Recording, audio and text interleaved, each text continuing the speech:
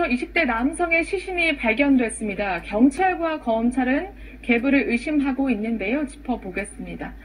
사실 처음에 반백골 상태로 발견돼서 사인을 밝히는 것도 쉽지가 않았었죠. 네, 그렇습니다. 그 당시에는 그랬는데요. 이제 국가수 부검 결과에서 새로운 사실이 드러났습니다.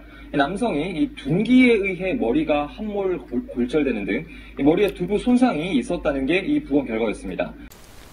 2019년 12월 경자씨는 남편 백씨가 자신의 친아들을 살해한 혐의로 살인범으로 억울하게 구속됐다고 하며 방송국에 알렸습니다.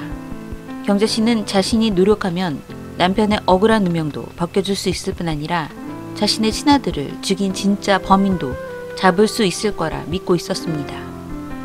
사건이 발생한 것은 지난 2019년 9월 전라북도 임실의 한 야산에 버려진 콘크리트 믹서통 안에서 백골 시신이 발견되면서 시작됐습니다. 시신의 바지 주머니에서 나온 장애인 확인증 안에 이름이 있었는데 경자씨의 친아들 준호군이었습니다. 지적장애를 지닌 준호군은 20살의 나이로 그의 시신이 발견된 곳은 경자씨의 가족이 살던 전남 목포와는 125km나 떨어진 전라북도 임실이었습니다. 바로 그녀의 아들은 아무 연고도 없는 임실에서 시신으로 돌아왔습니다. 경찰은 백골이 발견되기 16일 전 주변 CCTV를 통해 특정된 범인이 바로 경자씨의 남편 백씨였던 것이었습니다. 시신이 발견된 방향으로 백씨가 차를 몰고 들어갔다 나오는 모습이 CCTV에 고스란히 남았습니다. 그런데 경자씨는 자신의 남편이자 아들의 의붓아버지가 친아들을 죽인 증거가 나왔음에도 왜 남편이 억울하다고 했을까요?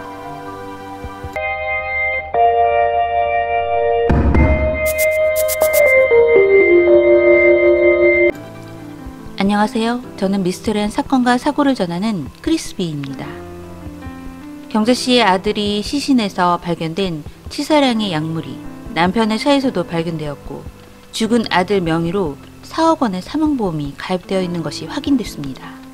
그렇기 때문에 경자씨의 남편은 의붓아들을 살해한 혐의로 구속됐습니다. 그런데도 경자씨는 친아들을 죽인 남편의 무죄를 확신하고 주장했습니다. 경자씨는 아들이 살해됐다고 추정된 9월 3일 이후에도 아들이 집에 있었다고 주장했습니다. 9월 4일 방에서 자고 있는 자신의 아들을 확인했고 그날 오후 아들을 목격했다는 사람도 있다고 했습니다. 경자씨가 그토록 남편이 무죄라고 주장했던 이유는 자신의 딸을 성추행한 혐의로 복역한 아들의 친구가 그 복수로 아들을 죽인 것 같다라는 그녀만의 이유가 있었습니다. 하지만 경찰 수사 결과 아들을 목격했다는 사람도 없었고 자신의 딸을 성추행해 복역 후 출소했다던 아들 친구는 재판이 진행 중이었습니다. 결국 모든 증거로 의붓아들 준호군을 살해한 사람은 경자씨의 남편 백씨였습니다. 2019년 9월 3일 오후 6시 50분쯤 백씨는 전북 임실군 성수면의 한 도로에 세워진 차 안에서 의붓아들 준호군을 둔기로 수차례 때려 숨지게 하고 범행 후 준호군의 시신을 유기했습니다. 준호군의 시신은 숨진 지 16일 만에 인근 농로를 지나던 주민에게 백골 상태로 발견됐습니다. 신고를 접수한 경찰은 CCTV 영상을 분석해 백씨가 준호군을 태운 채 이동하는 장면을 확보했고 이어 두 사람이 함께 사라지고 40분이 흐른 뒤 백씨가 홀로 차에 탑승한 사실도 확인했습니다. 이에 경찰은 백씨를 피의자로 특정하고 범행 3주 만에 체포했습니다. 백씨는 경찰 조사에서 운수업에 종사하고 있습니다. 당일 사건 장소를 우연히 지나간 것뿐이었습니다. 라며 혐의를 부인했고 검찰 조사가 시작되자 입을 완전히 닫아버렸습니다. 검찰은 국립과학수사연구원이 진행한 준호씨 부검 결과를 바탕으로 백씨가 의붓아들에게 약물을 먹인 후 둔기로 범행한 것으로 봤습니다.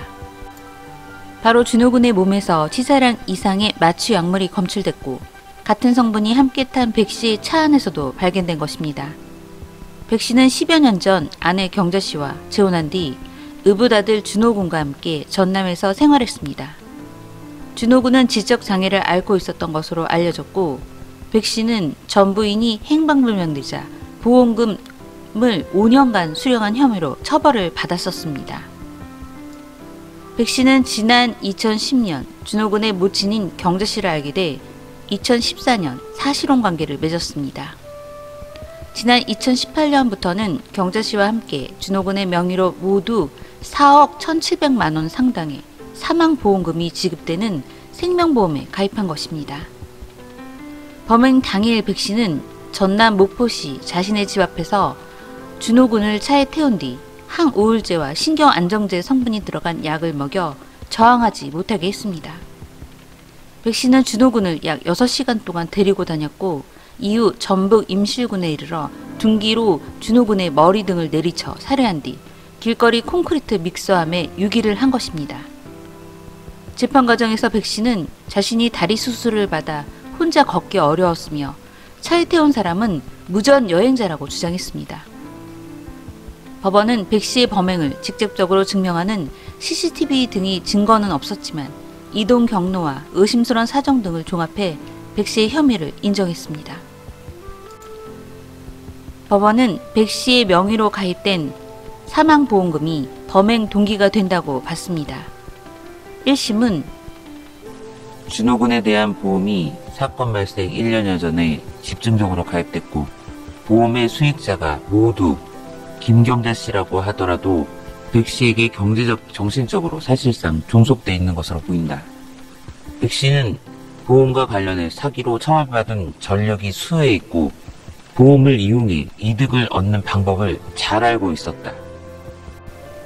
라고 언급했습니다.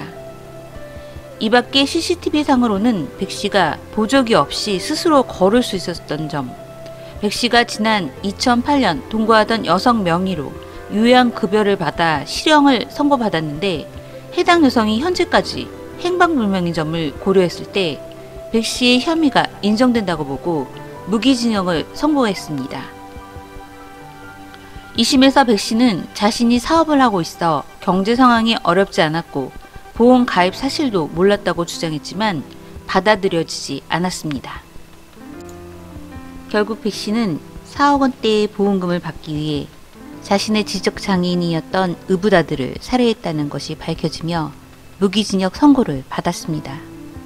무기징역으로 선고된 가장 큰 이유는 지난 2008년 동거하던 여성의 명의로 요양급여를 받고 실형을 받았는데 현재 여성은 실종 상태라고 합니다. 아마도 백 씨는 증거가 없어서 밝혀내지 못했지만 그 여성도 자신의 의붓아들처럼 살해하고 어딘가에 묻어버렸을지 모릅니다. 제발 그 여성의 백골도 발견되어서 뉘우침 없이 변명만 늘어놓는 백 씨의 또 다른 죄가 세상에 밝혀지기를 바랍니다. 저는 콜드케이스 크리스비였습니다. 시청해주셔서 감사합니다.